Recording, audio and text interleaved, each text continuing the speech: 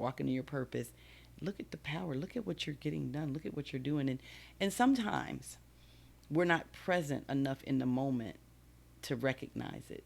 So you need somebody to recognize it for you, to point it out to you, because often you're so busy in the moment and in the minutia of what you're doing that you don't think, wow, I did this and I did that and I did this. Like you almost should pause and add to your, even if it's not your actual CV or resume, you should have a place where you're recording the things that you're accomplishing.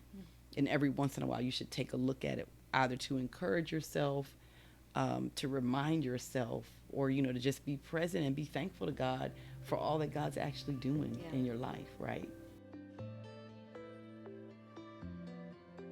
I'm Ashley White, the host of Joy on the Journey podcast, season 3 of Joy on the Journey podcast, a weekly podcast all about defining, finding, and maintaining joy on the journey of life. Y'all, I am so excited, so excited to introduce to some of you and really to highlight to everyone today's special guest. I have with me Minister Tamla Wilson. Y'all, listen, I could run through her full bio, but we would be here the entire episode. She is accomplished in so many different areas, but I was introduced to her as the founder of the Waiting Room Infertility Ministry. She has also founded Capes Off, Mask Off, which focuses on self-care for Black women in ministry. She has a passion to help people birth, both literally and figuratively, and overcome the struggles that have held us hostage, y'all. She's going to help us talk about your purpose, your power, and your passion. Minister Tamla, thank you so much for joining the podcast. Thank you for having me. I am excited anytime that I have a minister on the podcast, because I know it's going to be helping and healing, but also wanting to know the story of how you got into ministry. But before we get there, we kick off every single podcast by asking, how do you define joy? So I define joy, obviously, as a minister from a spiritual perspective. And my joy is connected to my relationship with God. And so my joy comes from things that come from God. So whether it's a blessing like my children, whether it's, successes in different things, I believe all of that comes from God. It's all tied to my relationship with God. And so because it's tied to my relationship with God, it's something that I always have. I always have joy, no matter what situation I find myself in. I'm a little like Paul. Prior to completing seminary, how would you have defined joy? That's interesting. It was pretty much the same. I'm from a family of my grandfather was a deacon. I grew up in the church. Okay. So when I was 2, I used to sit on back in the old Baptist church, what was known as the deacon row. Okay. And I would have I don't know if I'm really going to date myself, the little white hard shoes that babies used to wear, and my pacifier up on the deacon row, or my bottle with my grandfather. So I've been that way for a long time. Joy has always been connected. And any time that I found myself prior to being in ministry, when I wasn't in a place of joy, I could also trace that I had grown distant from God. So always connected to God. So in those seasons where you felt distant from God, what was the pull or the string that drew you closer in? It was recognizing that I didn't have the joy, that I didn't have the connectivity, and as a result, creativity, just general peace. I didn't have that, and knowing that I wanted that, I would always find my way back. So, but I've had, I was doing some writing at one point, and it seemed like my writing just, dried up. And I felt like, has God left me? And then I realized, no, God's in the same place. It's you. And I brought myself on back. And God helped me, of course. But that's so interesting, too, that you have identified that the source of your creativity came from God. Everything. When did you realize that you were creative? So I've been creative from a long time. I was, as a little girl, I would make up stories to tell my grandmother. My friends and I would create whole commercials and like variety shows. I'm originally from Baltimore, Maryland. Okay. So in the summer, I would go see my grandmother, and we would be out, on the front and just making up whole variety performances. And so I've always loved that kind of creativity. And then I love to write. And coming up, you think there's two jobs. You could be, well, three, maybe a lawyer, a doctor, or a teacher. Mm-hmm. And so I wanted to go to law school, but I was majoring in business at the University of Texas, and I worked in one of my many jobs. I worked as a mini lobby teller, and I waited on often some lawyers in our building, and they were asking me, they would, develop a relationship. I was there for several years, and they said, so how's school going? And I said, well, I'm in this business. And they were like, well, what do you want to do when you graduate? I said, well, I want to go to law school. And they were like, you don't have to major in business to, go to law school. They were like, what do you like? And I was like, well, I love English. And they said, major in English. They said that's an excellent degree for law school. It helps you with, you learn your reading, your critiquing things, So I changed my major to English and did very, very well. But the creativity around, writing papers and all of that, always there. Yeah. So law school, you had a passion to be a lawyer. I did. Did you pursue that? I did not. I applied to the University of Texas Law School. I only applied to one school. Okay. Got put on the wait list and decided that I would work for a year until, I could apply again. And that was at State Farm. And that 1 year turned into 9. So, and now I don't have any regrets. I know a lot of people that are very successful as lawyers. I also know quite a few who are not practicing, who just went, probably like me, because they thought this is what I'm supposed to do. Mm-hmm. So I don't have any regrets about that. But yeah, I did not ever go to law school. I love the message in that, though, is being open to the shifts of life and how God will move you when the seasons are ready to be moved. So it's funny that you say that, because that is part of my kind of motto. Okay. Is that I live my life open. I walk around just like, okay, God, am I supposed to experience that? Okay. I don't know what it's going to lead to, but it seems like you want me to go in that direction, God, so here I am.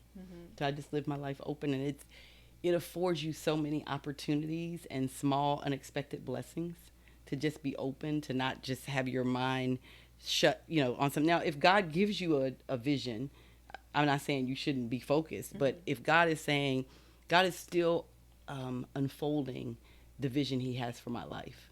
So I feel like I have to live it open, because I don't know which way he's going to come with the blessing or the guidance or the direction. So I just live my life open. So. Oh, that is such a blessing, and I'm sure that is freeing and helpful to so many people, including myself, who you feel like, I got to figure this out. It has to go this particular way, and I think so often we box God out because he's trying to move us into the openness. He's trying to move us into really trusting him. Right. So someone once shared with me, we shouldn't try to put God in a box, because he made the box. So God's bigger than a box. He doesn't fit in a box. And when you try to fit what his vision is for your life in a box, you limit what God wants to do for you. Yeah. So, yeah. That's good. So I want to shift to almost 11 years ago.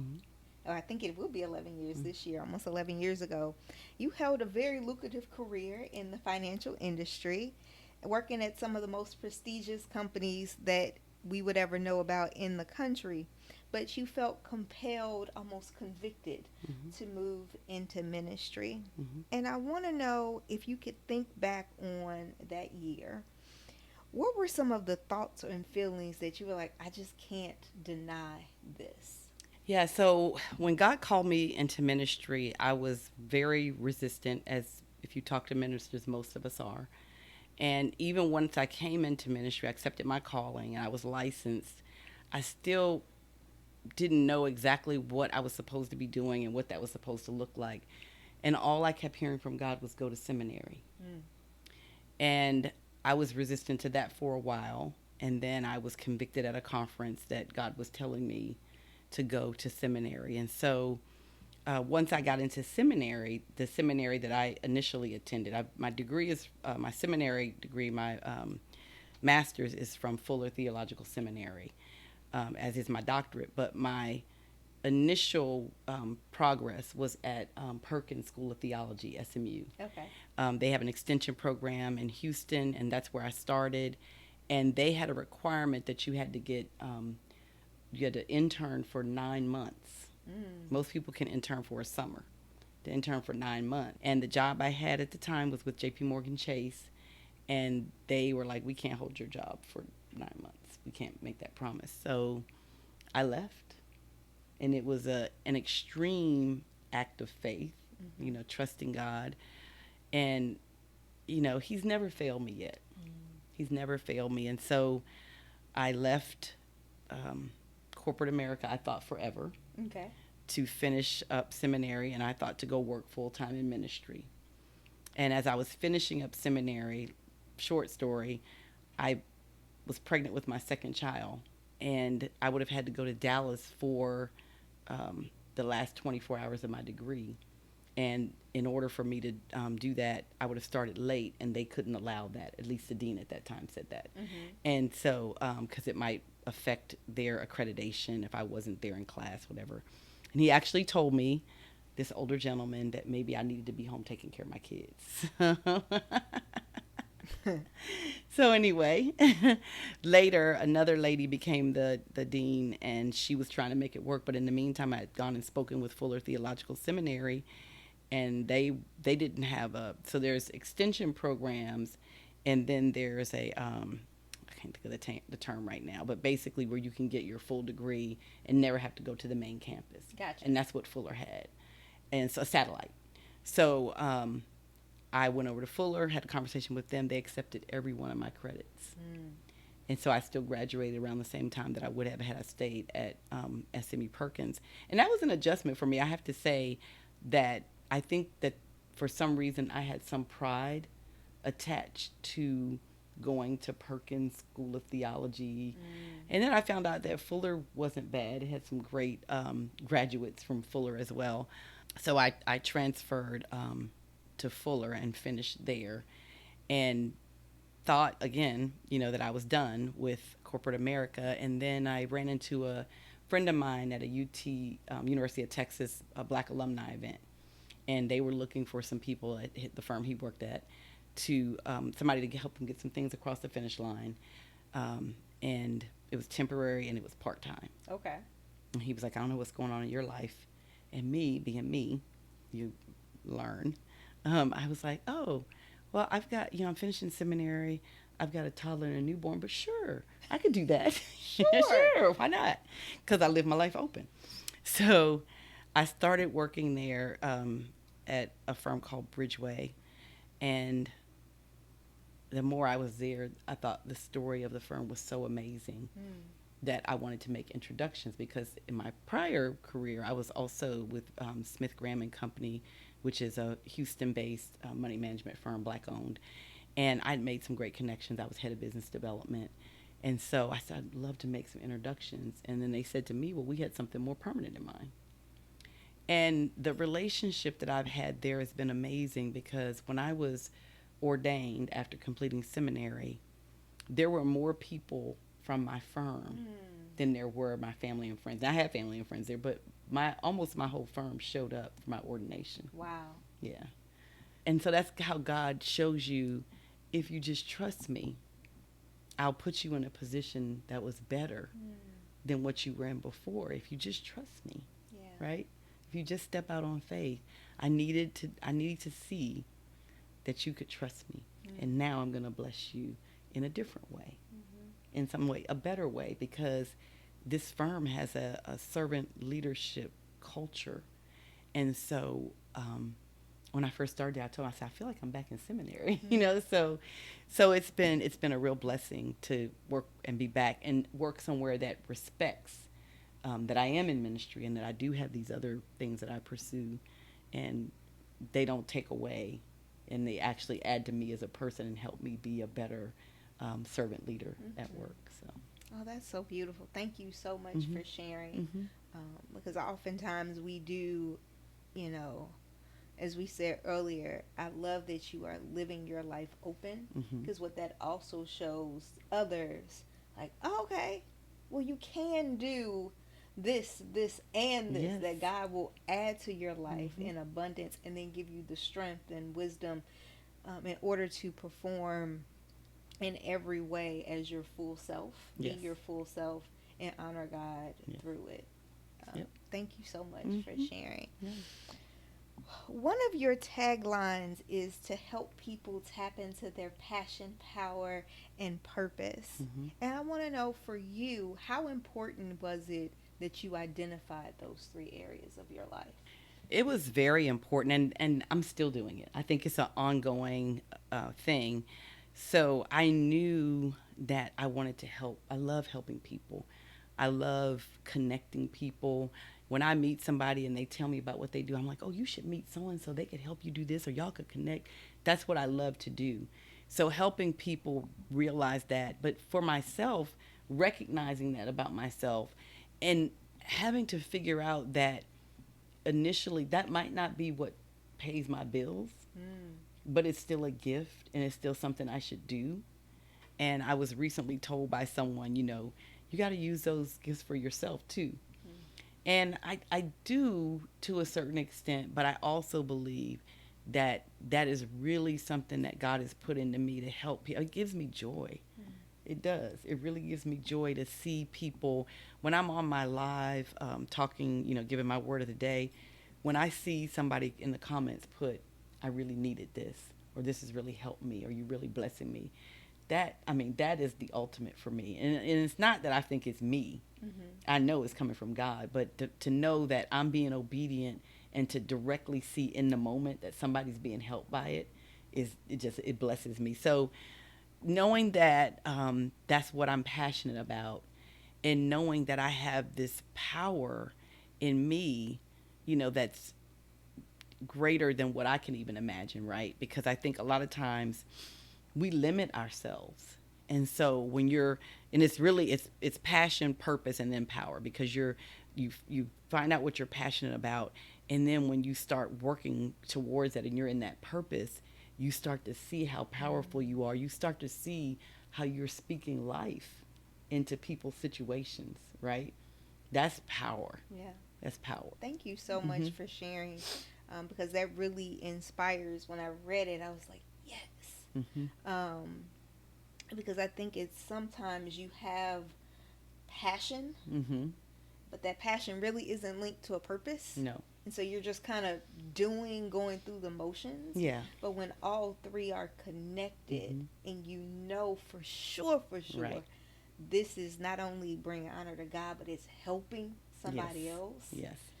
It makes the long hours, the difficult moments, the seasons worth it. So I do spiritual advising, and one of the things, if a person is not already there, that's where I want to help them. But when they're there, and I'm able to help them to see how they're powerful, you had your passion, you're walking in your purpose.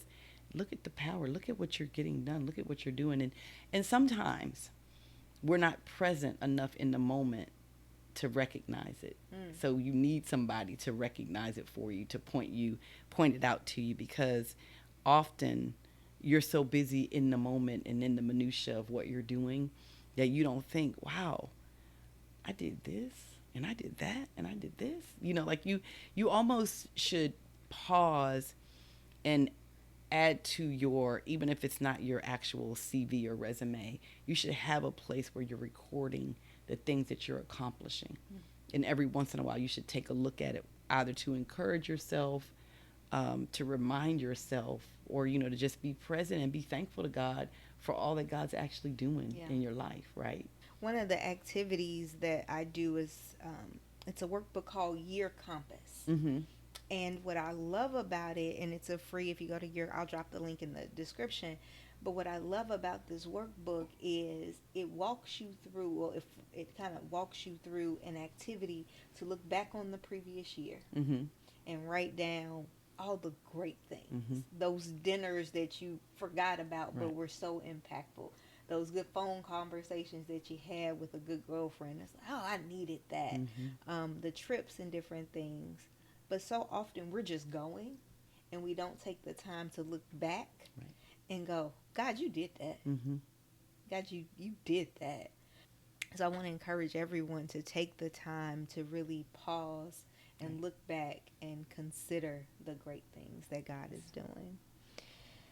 As I mentioned earlier, we met at Wheeler Avenue Baptist Church, Mm-hmm. where you lead the waiting room ministry. And I want you to share with the audience the intention of the ministry and why you felt called to it. Sure. So my journey to being a mother was one that was filled with infertility, primary and secondary, which means I had infertility the first time I tried to get pregnant, and also the second time. And so I was giving a sermon during my internship, and in the sermon I was talking about faith, Hebrews 11, and as I was preaching and looked out into the congregation, and I could see men may have been too, but I saw the women tearing up. And God just put it on my heart that we needed to have an infertility ministry at Wheeler. And so I went and talked to Pastor Cosby about it, who is the pastor, Dr. Marcus D. Cosby, the pastor of Wheeler Avenue. And unbeknownst to me, Reverend Dr. Stacy Edwards Dunn had reached out to him. She's kind of like the executive pastor of Trinity in Chicago. Okay.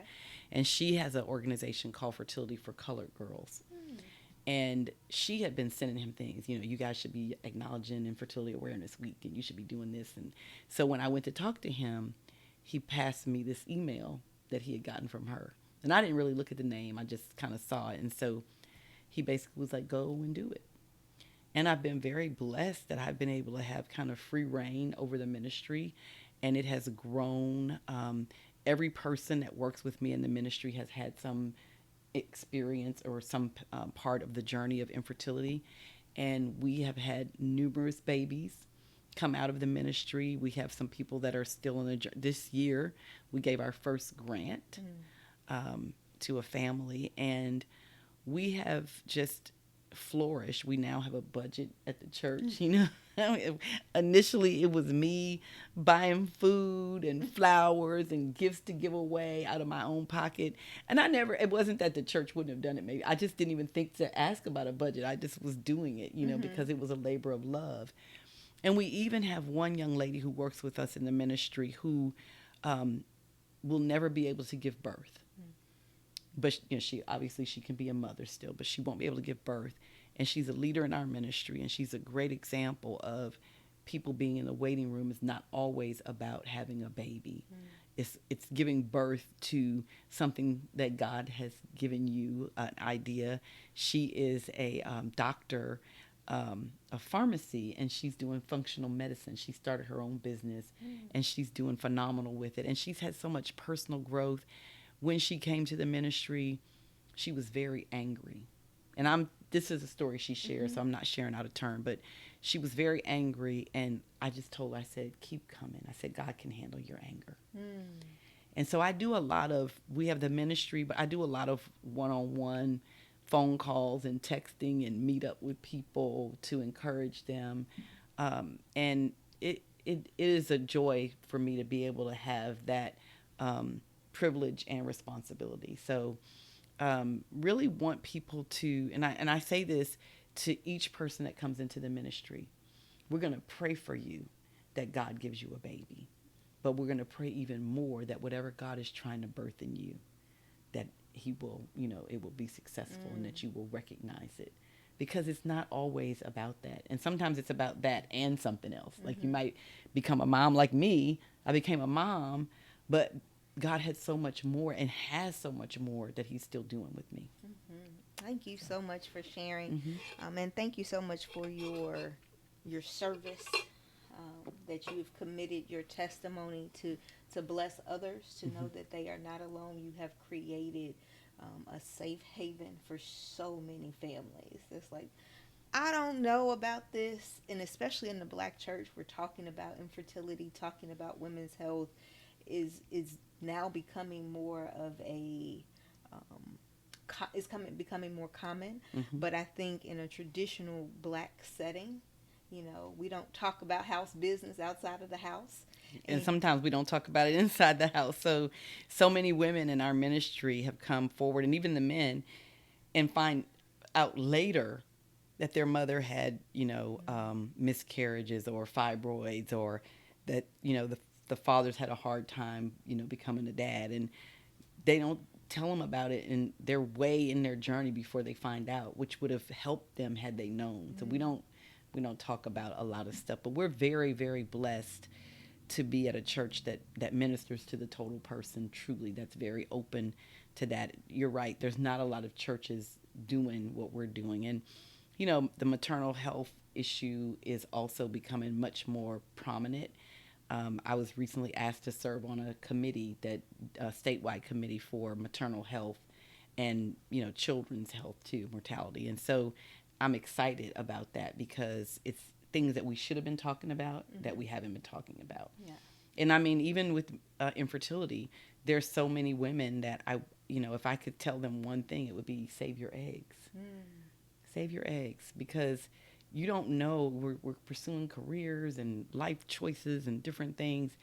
If you have your own eggs saved at an early age, you take away some of the stress of, when it's time and is my clock running out or whatever the conversations are. So that's my encouragement to anybody that's looking at this. If you're young, save your eggs. Yeah, that's important. It's so important that we take care of ourselves, both now and in the future. One of the things you told me, and I'm not even sure if you remember saying this, I had attended a waiting room ministry meeting, and you said this is a space that's not just for women experiencing infertility, but for anybody in the waiting season.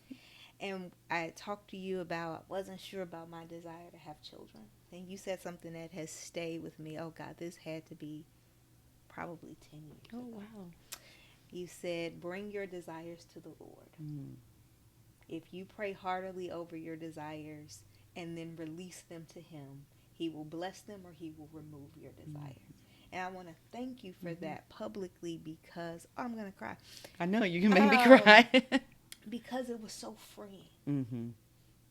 You were one of the first people that gave me the courage to go honestly before the Lord and say, I'm not sure if this is really my desire or if I just see it and I think, well, this is just what I should be doing as a woman, as someone in my 30s, then this is just the next step. Right. So I want to thank you for welcoming me in that space, but also giving me the courage and the power to take those desires to the Lord and release them to Him. Well, I want to commend you because that is probably one of the hardest prayers.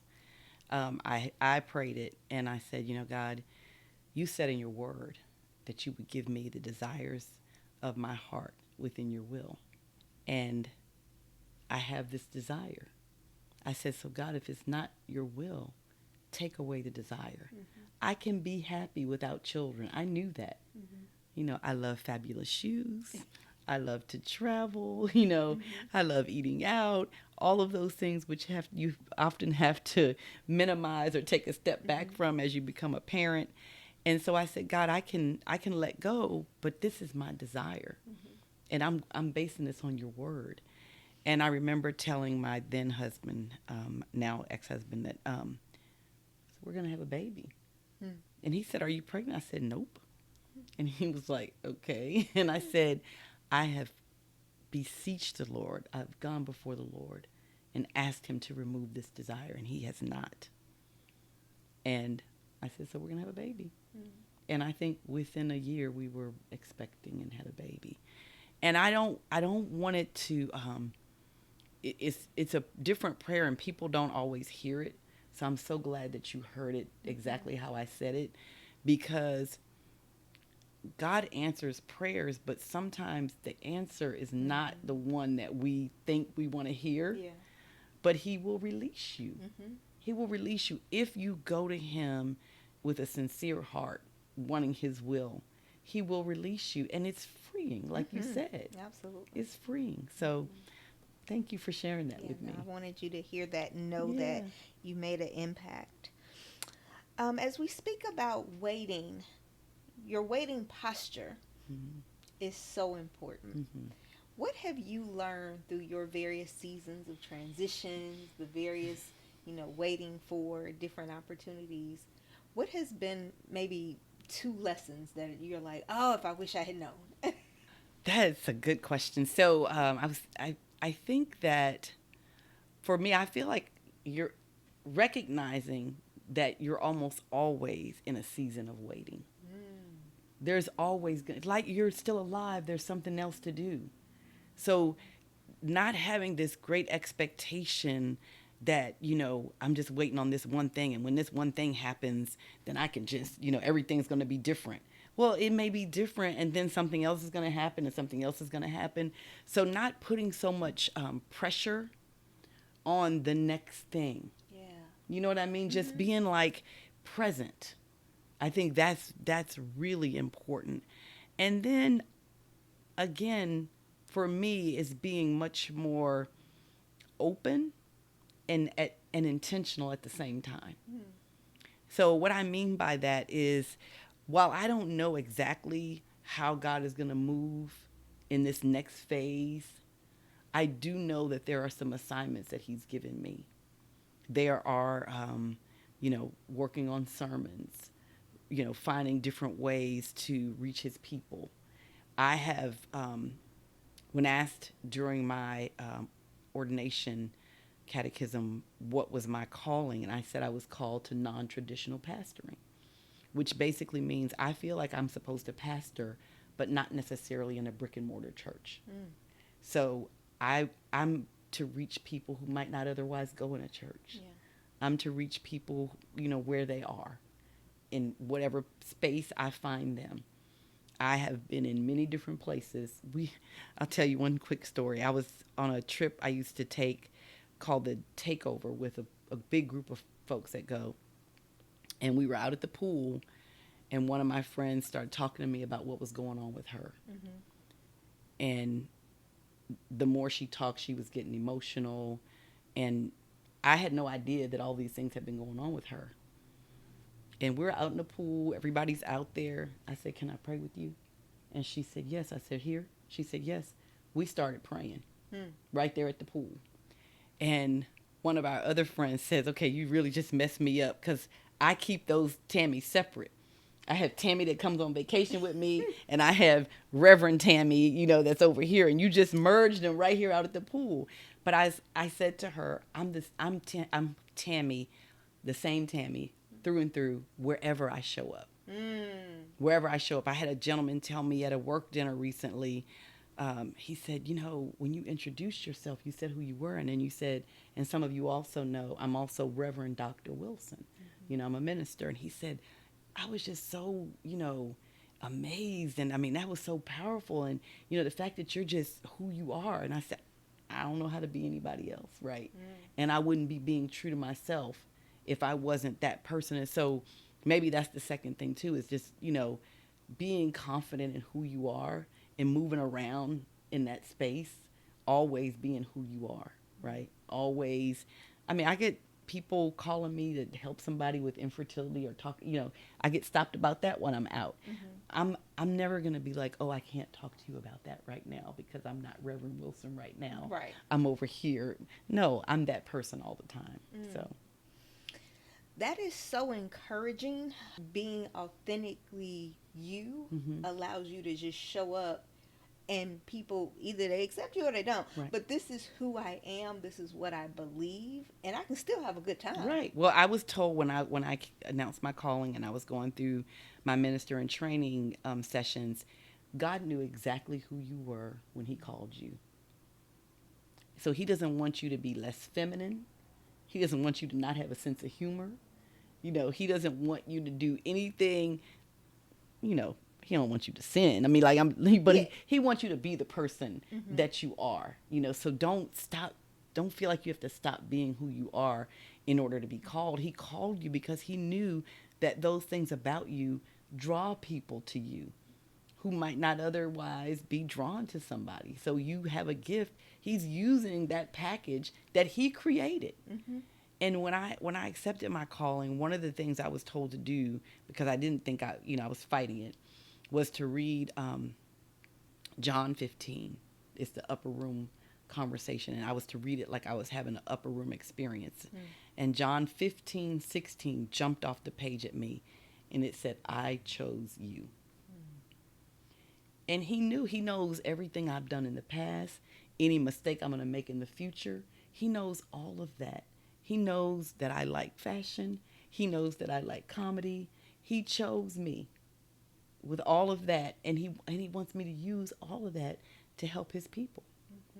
So, yeah, thank you so much, because I think something else you just said is so impactful too, that when we're not able, or when we choose to separate portions of ourselves, that also limits who we can touch and who we can inspire and impact, because they're looking at you a particular way, and that is also where you can minister as well. Yes. This has been a blessing, y'all. This has blessed my life. One of the final questions I have in this section before we move on to the final one is, you mentioned showing up where you are, and often you have been showing up and blessing people on social media. So can you talk about what led you to go, Sure. I have Instagram, I have social media, why not? Why not? Right. So I have to credit my brother. I call him my brother, Rob Gamble, Rob G, the General. Rob was a DJ, or is a DJ, and he was on 97.9 The Box. And when the pandemic hit, he was led, D-Nice was doing all the disco club stuff, club CQ or quarantine, whatever. And nobody was really doing the gospel thing. And Rob was just convicted by God to play gospel music. So he called it the spiritually sanitized mix. Okay. Get it? Sanitized. So, Yes. So the spiritually sanitized mix, he would come on. I would see him on Facebook. He would see me looking, and he would like, "Hey, Rev, you got a scripture?" I'd give him a scripture. And then when he changed platforms one day, he said, "Well, you could come on screen with me." So I came on. I used to come on right when it was time for me to give the word. Then I started coming on the whole time with him. And it turned into like a show. I mean, it was people, what time's the show starting? When he and I were like, show? I don't know if it's a show, but we would come on and we would just have so much fun, so much camaraderie. And there were so many people who told us that we really helped them get through the pandemic. For 1 year, we were on every day, 7 days a week. And some days we'd be on for an hour. And we had people who they would say, "Well, I was in the hospital, and I would listen to you guys." And we'd talk about everything. And Rob, he's in the Word as well. And so we would talk about Scripture, and I would give the Word. And then life started moving on, and he is not as consistent with coming on because he's doing a lot of different things. But I just felt that God really convicted me that I was supposed to keep doing it. So I do Monday, Wednesday, Friday, and Saturday. And I may have to rethink. I've gotten really big. I'm traveling again. And so sometimes I'm at a hotel, wherever I am for work, and I'm giving the word of the day from there. And so I tried. It's shortened a little bit, but I'm just convicted. I tell the people it's as much for me, the energy I get from them, feeling like it's really helping them, and then the camaraderie, but just also, like I said, when somebody says, "Oh my God, I really needed this." And then sometimes I tell them, this word might not even be for y'all. This word, God wanted me to say it out loud, but it's for me, So, that's how I got started, and that's how it continues. And it's growing. It's growing, and I'm, I want more followers, but I always tell them I want more followers so I can point more people to God, right? Not so I can be, have this many followers and say I have this many. I want, if it means like the word of God is going out to that many more people, that's a blessing to me. Yeah. That's joy. Yeah, that's Right. true. Thank you so much. Really quick, while we're talking about it, where can people find your messages? So I do have a YouTube page, but I'm that is one of my aspirational goals, is to get more intentional about YouTube.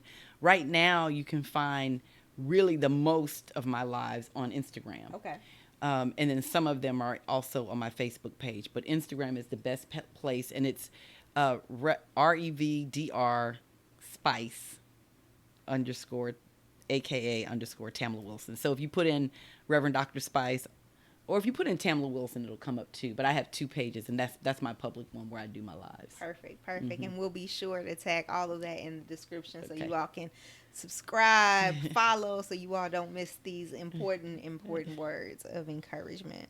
So this has been a blessing, as I said before, but as we move to the final segment, which is called The Journey Ahead.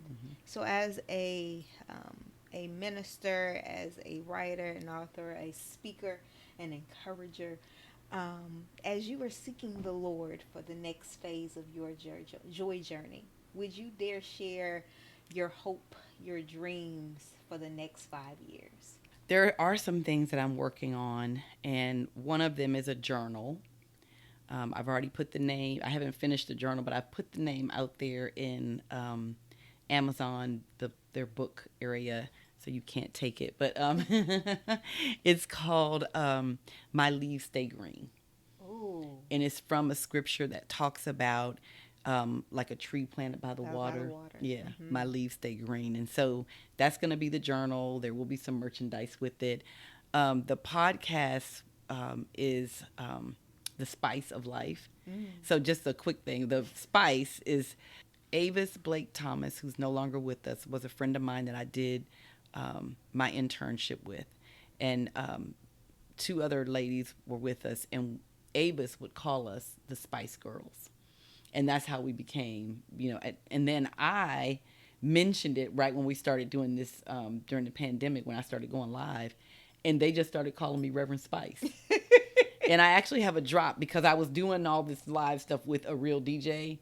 We've got drops and all kind of stuff. So for those of y'all that I'm using my radio terminology, yes. But a drop means like when you hear somebody get introduced before they speak, that's their drop. So mine was like, and now it's time for the word of the day with Reverend Dr. Spice. I love it. And so it's real cool. A guy by the name of Mark Fisher does a lot of that kind of work, and so he did a drop for me.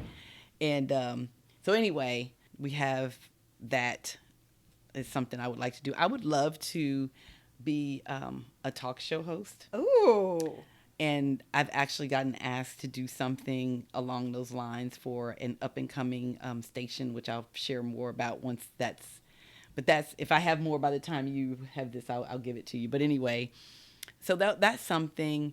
I'm going to be doing more intentional reels that will be lessons that hopefully will bless people and give them something to work towards, because obviously I don't have a whole lot of time. So I do spiritual advising, but I can only take on a limited amount of clients. So this will be a way for me to give some of that information out to people and help them. So those are some of the things that I see myself doing on the minister side, clergy side. This is exciting. Y'all, I love when people are pursuing and being open to everything, all the gifts and skills that God has blessed them with, that they are pouring out, so that when the end comes, say, Lord, I gave it all. I gave it all. I gave it all. So you mentioned how someone can find you on Instagram and Facebook and YouTube, and I certainly hope that everyone will do that, get in contact with Reverend Dr. Spice. And I do have a website too, yes, which is Tamla Wilson Ministries. That's still, it's there, still updating it, getting it updated, but it's there. There's some content there. Very good, very good. Well, I am sure that she has blessed you, and because she has certainly blessed me. And I want to thank you for joining the podcast and sharing your joy journey. Can't wait till the journal is released. I'm excited about that. And thank you so much for having me. I think this is a great way for people to talk to you and talk about what they're doing, but also to help you, do what God has purposed you to do. Absolutely, absolutely. So please be sure to comment your favorite takeaway, how you have been inspired or and encouraged. Oh, if someone wants more information about the waiting room, how can they? So we have a email address. I think it's just the waiting room at Wheeler, BC. But you can also go to Wheeler's website to find us and get directed to us there. We also have a Instagram page, which is at TWR Infertility Ministries. And so those are different ways you can DM us. And then I have a separate email address over and above the waiting room, which is drtamlawilson@gmail.com. Excellent. So we will put all of this information into the description because you are doing amazing work. And I want to make sure folks can reach out to you if they need it. But please be sure to like, share, and subscribe. It helps us become more discoverable, especially if you're listening on Apple Podcasts or on Spotify. Let us know what has been your greatest takeaway. But until we gather again every single Thursday, may God increase your joy, grant you strength for the journey, and give you the courage to tell your story. Bye, friends.